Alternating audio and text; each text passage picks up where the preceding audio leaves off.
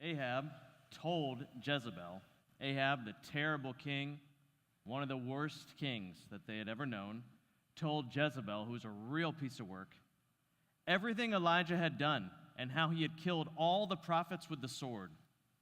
So Jezebel sent a messenger to Elijah to say, "May the gods deal with me, be it ever so severely." It's like, I put this on my mother. Let the gods come after me if I don't do what I'm swearing to do right now. If by this time tomorrow I do not make your life like the life of one of them, those prophets that you put to the sword that we learned about last night. So Elijah was afraid, and he ran for his life, as I think any of us would have done in his shoes. And when he came to Beersheba in Judah, he left his servant there, while he himself went about a day's journey off by himself out into the wilderness. And he came to a broom bush, and he sat down under it, and he prayed that he might die. I've had enough, Lord. And I'd say it's safe to say that most of us have been at a spot like that in our lives, where you're just like, I've had enough. And if you haven't, you probably will at some point. I've had enough, Lord, he said. Take my life. I'm no better than my ancestors. Then he lay down under the bush and fell asleep. He just kind of shuts out the world. And I've certainly been there. All at once, an angel touched him and said, "Get up and eat." He looked around, and there by his head was some bread baked over hot coals and a jar of water. He ate and drank, and then he lay back down again. The angel of the Lord came back a second time and touched him and said, "Get up and eat, for the journey is too much for you." So he got up and ate and drank, and then strengthened by that food, he traveled 40 days and 40 nights until he reached Horeb, the mountain of God. And there he went into a cave and spent the night. And there's a lot going on in this passage for us. It has something to say about mental health, about sadness and depression. And I want to try to talk about that because I think it's a much more normal part of life than we tend to think. It has something to say about the difference between sadness and depression and despair. And then there's something really profound going on in here that I'm going to try to talk about. I'm not sure if I can pull it off, but I'm going to see if I can get into it, about what actually makes life worth living. What makes it worth getting out of bed in the morning? What makes it worth putting the energy to put one foot in front of the other? And I think it's something that our culture's really got backwards, and we are all very tempted to get backwards.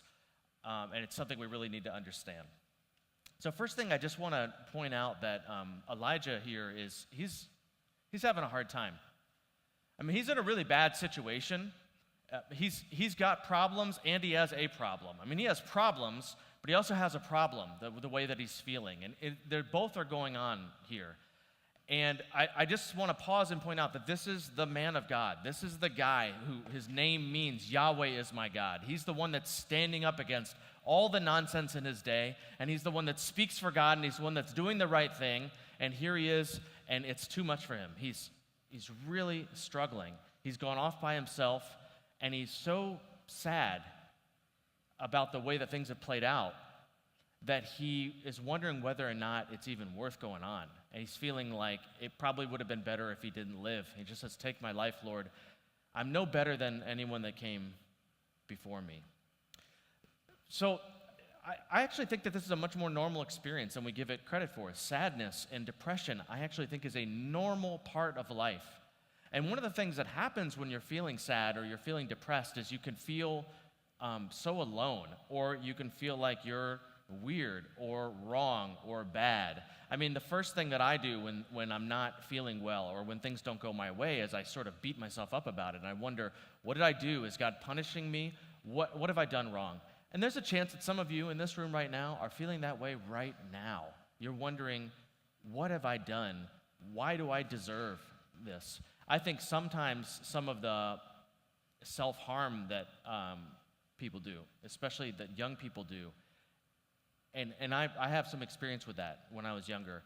It's a way of acting out in your body this feeling that I deserve this somehow. that I brought this on myself somehow. I deserve to be punished somehow. It's some way to like structure that grief and those hard feelings. And, you know, sometimes things happen in life that are our fault. I've done some boneheaded things and paid the price for it. And so it's not a bad idea to stop and ask, you know, did I do something dumb? Am I living a way that just doesn't work? It's not a bad idea to analyze your life when things aren't going well. And sometimes there is something that needs to be changed, but that's just the tiniest part of it, because there's also kind of, I don't know how to, the right word for this. It's not random, but it is unexplainable aspect to life of sometimes you just get cut off at the knees for reasons that we cannot explain. That's basically what God says to Job in the book of Job. At the end, he says, you're not big enough to understand why horrible things happen to people. You're just not big enough to get it. And then to make matters worse, sometimes you go through really, really hard things because you did the right thing. That's why I don't want you to miss that Elijah is in the spot that he's at because he did what God asked him to do. And I know that's not a very popular way to think about our relationship with God these days. What's much more popular is to sort of like sell you something, like everything's going to work out great if you follow God, but you can't read the Bible and come to that conclusion. Turns out that there's something better than everything working out great right now, and that's what I'm going to try to get into as we go through this passage. But I say that to you to say that now, like if you're sad, if you're going through something really hard, it might be because you're doing the right thing. Far from beating yourself up, you might be suffering because you made a stand. You might be suffering because you're making some positive changes in your life and your family is bucking against it, or you've lost some close friends because you don't do those things anymore. You might be suffering for doing the right thing. So don't jump to beating yourself up. You know, don't jump to kicking yourself while you're down. Sometimes we can be so much harsher with ourselves than we would ever be to somebody else that was going through something similar. And I also really want you to know that you're not alone. I mean, it seems like that's something God wanted Elijah to know. Elijah left his servants behind and went off by himself so that he could be alone, and God sent an angel to him to tap him on the shoulder and say, you're not alone. And sometimes God does that. It's extremely rare. Nowadays, he tends to use the church a lot more. And if you could have the courage to open up about the way that you're feeling, if you could tell somebody, maybe even just tell God, the way that Elijah told God, he was very straightforward. I'm not better than my ancestors. I don't even want to be alive anymore. If you could do that, I think you would be pleasantly surprised at how not alone you are. You might even embolden somebody else to be honest and to open up about something that they're struggling with or that they're hurting about. So I think we sort of need to normalize sadness and depression. Happiness and sadness comes and goes throughout life. And the reason why that's so important, and this is where I'm going to try to get into what makes a life worth living. I think it's something that Elijah learned in this passage and that we all desperately need to understand, is that happiness or comfort or the lack of pain is not worthy of a life as a pursuit. It is not a worthy goal as a pursuit in your life. And this flies in the face of almost everything that our culture screeches at you every day. I mean, it is in the Declaration of our Independence that we believe that one of our unalienable God-given rights is the pursuit of happiness. And I don't buy it. The reason I don't buy it is I don't think it works. I think happiness comes and goes. And happiness is great, man. Don't be cynical about happiness. I love being happy. When happiness comes, take it. You know, rejoice with those who rejoice. But if happiness is your goal, or comfort is your goal, or making things work out well for you is your goal, or avoiding pain is your goal, then where does that leave you when the pain comes? Where does that leave you when the sadness comes? If you make that the goal of your life, your whole world comes crumbling down when you find yourself in a spot like this where everything is falling apart. Happiness doesn't make the inevitable hard things you're going to go through worth it. Happiness doesn't get you very far when your dad is dying, or when you get a bad diagnosis, or maybe it's hard for you to imagine at this point, but when you grow up a little bit more and you have kids and you have a sick kid. No one is happy at a funeral, But there is something even better than happiness, and there's a glimmer of it in this passage that I want to get into. The other problem is it backfires. I think the degree to which you make personal fulfillment or personal happiness your goal, it's like chasing a mirage that just keeps disappearing. It's like gripping sand in your hands, and the harder you grip it, the more it flows out. If you make happiness your goal, the less you're going to get it. I mean, the people that idolize happiness are some of the most miserable people you ever meet in life. Because happiness is never meant to be a goal. It's a byproduct of something much more important. And there are intimations of that here. I think the goal, the worthwhile goal in life, is something deeper and truer. It's something more like meaning or purpose, or the way that it's talked about in this passage is a destination. Because the angel taps Elijah on the shoulder and he says, the journey is too far from you, or is too hard for you. And where's he going? Where is Elijah headed? He's headed towards the mountain of God. The mountain of God, the place that symbolizes the greatest meeting place of earth and heaven, of man and God. That's his destination, the meeting place with God. And for us, I bet the best way for us to think about that is to be with Jesus, reunited with Jesus, to follow Jesus. That goal of bringing God's kingdom to earth, pursuing God's kingdom, and following Jesus every day, that is the type of goal that justifies the hard things that you face in life. Purpose, meaning, destination.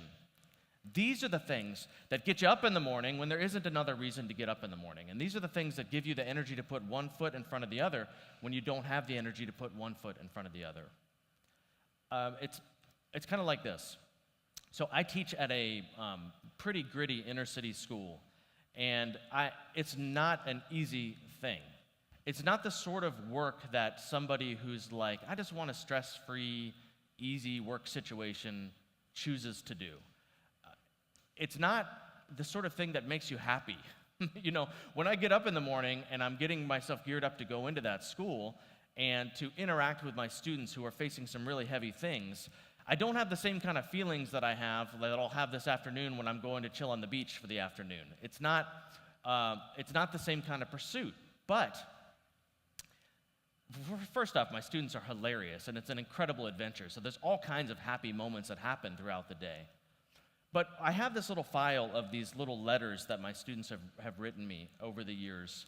And some of them are like really, really poignant. Like they have said like incredibly sweet things to me that I never imagined anybody saying these kinds of things to me. And when I pack up my classroom at the end of the year for the summer, I put that file of letters in the top of the box that's going to be in the front of the closet when I come back into the school year in the fall. Because reading those letters and realizing the difference that God has allowed me to make, small though it may be, it's something so much better than happiness. The word that the Bible uses for it is joy. It's almost like the world shimmers. You can even feel sad and have that feeling to know that you've made a difference in someone else's life, and it makes your whole life worth living. There's a few blocks in Upper Manhattan, just a few blocks in this gritty neighborhood that if I walk down the street, 9 times out of 10, some kid is going to holler at me from a window in one of the buildings or from a bench across the street, "Hey, Mr. Travis," or maybe run over and give me a hug. And those moments, there's something that happens in those moments that's so much greater than happiness. Happiness can't get you out of bed in the morning when you're sad, but those moments can. Or it's like this. My wife and I, we don't come from Christian households. Great families, but there was no church, there was no prayer before bedtime, there was none of that. And we're doing the best that we can to start a new course for our future generations. And so we do a little, before bed, we do a little like read a children's Bible and talk a little bit about God and do a little prayer time. And my 5-year-old and my 3-year-old have begun to pray. My 5-year-old a little bit more than my 3-year-old. And my 5-year-old really likes to pray before bedtime. And the prayers are just amazing. I mean, sometimes he asks for stuff that I'm like, no, there's no way. God's not going to do that. Spider-Man's not coming over tomorrow. It's just not going to happen. Sometimes he asks for stuff that I'm like, whoa, that's a really poignant prayer. I hope God does do that. Sometimes he tries to stall bedtime, He starts thanking God for things. And, it's just like, God, thank you for mommy and daddy, and we go through every relative. And thank you for, see him, opening his eye for lamps. And thank you for books. And thank you for hair. And he's got me. He knows he has me, because I'm not going to, cut off his prayer, although sometimes I do. Sometimes I'm just like, okay, that's enough. Yep, thank you, God, for everything. Thank you.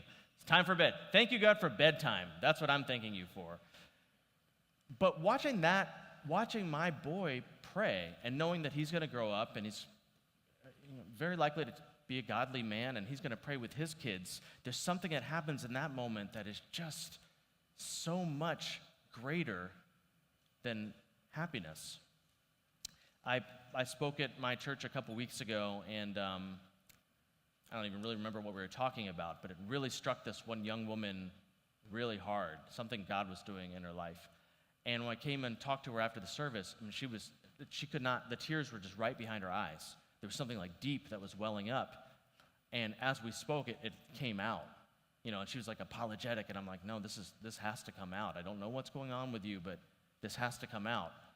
And it was one of those holy moments where time kind of stopped, and you felt like something big is happening here, something meaningful is happening here. But it wasn't a happy moment. She was crying. It wasn't like fun time, but man, it was a moment that made it worth getting out of bed in the morning. It was a moment that justified the hard things that go through life.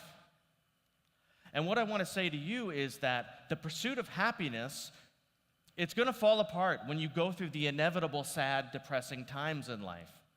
But the pursuit of something meaningful, to have the destination of following Jesus every day to the end, that has the power to give you the strength to go through the hard things that you have to go through. Now, I want you to know that when you do go through these hard things, God is remarkably tender. Watch the way that God interacts with Elijah here. He's very down to earth. He sends an angel to him, and the angel doesn't kick him and say, get it together, man. He doesn't wag his finger at him. He doesn't give him a pep talk. He doesn't say what do you have to be sad about? The angel says, you know what? The journey is too hard for you. It is. I'm going to make you some food. Why don't you get up? And there's a lot in there that I wish I had time to unpack about how when you're feeling really sad, or when you have a friend that's feeling really sad, the value of just, hey man, let's get up and go do something. Let's get something to eat. Or saying that to yourself, I don't want to get up, but I'm going to get up. I'm not going to sleep till 1 p.m. And I don't want to eat. I don't feel like eating, but I'm going to make myself eat healthy food because I just know that that's what I need. And sort of taking care of yourself the way you would take care of somebody that you loved, if you were taking care of someone that you loved. There's a lot going on in there. But the angel says you have a destination, you have a journey, and it's too much for you. And what I want to say to you is that you have a destination and you have a journey, and it's too much for you. Jesus is trying to take you someplace that you wouldn't have even dared ask for if you even had the imagination to ask for it. And you're probably going to have to go through some times that you would not choose to go through to get to your version of the mountain of God, which whatever the path of your life takes, following Jesus every day to the end. But what I want you to know is that it's worth it. The destination is something so much better than happiness. It's joy. In the same way that there's a difference between sadness and depression and despair. And the difference there is when you start to cross the line over to, it's not worth it anymore. Because of the way I'm feeling, because of how hard things are, life isn't worth it. The good times don't justify the bad, and there's no purpose to it. It's meaningless. That's despair. And that's what Elijah is being tempted into. Well, there's a difference between happiness and joy. And joy is, it's worth it. It's worth it. There's something bigger and better than how I happen to be feeling at the moment. And the ending of the story is joy. It was for the joy set before him that Jesus endured the cross. That Jesus willingly and voluntarily went through the worst suffering that any human being has ever experienced for the joy set before him. Elijah is going to get to the end of this journey, and we're going to find out tonight that he gets to the mountain of God, and he has the most profound encounter with the divine that he's had in his entire life. It's a once-in-a-lifetime experience. It's a once, I think, in history experience of an encounter of God. And I don't know what gifts God is trying to give you that's at the end of your journey to the mountain of God. But I do know this: it will be worth it. It will justify the hard times.